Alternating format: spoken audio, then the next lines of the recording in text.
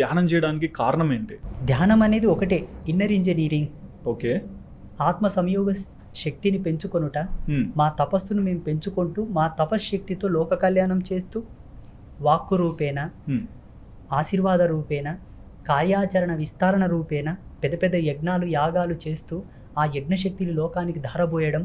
యజ్ఞ సంకల్ప శక్తిని మంత్రక్షితల చేత ధారబోసే శక్తి ఒక ఋషికి మాత్రమే ఉన్నది, పురోహితులకు కూడా లేదది. ఈనాడు మహా యాగాలు చేస్తున్నారు పురోహితులు, పెద్ద పెద్ద యాగాలు చేస్తున్నారు. యాగకర్త లేని యజ్ఞం సఫలం కాదు. అందుకే కదా భృగు మహర్షిని త్రిమూర్తుల దగ్గరకు పంపించారు అప్పుడు. ఓకే. ఇప్పుడు అసలు యజ్ఞకర్త లేనిదే యజమానిని పెట్టుకొని యజ్ఞాలు చేసేస్తున్నారు ఆచార్యోక్తం.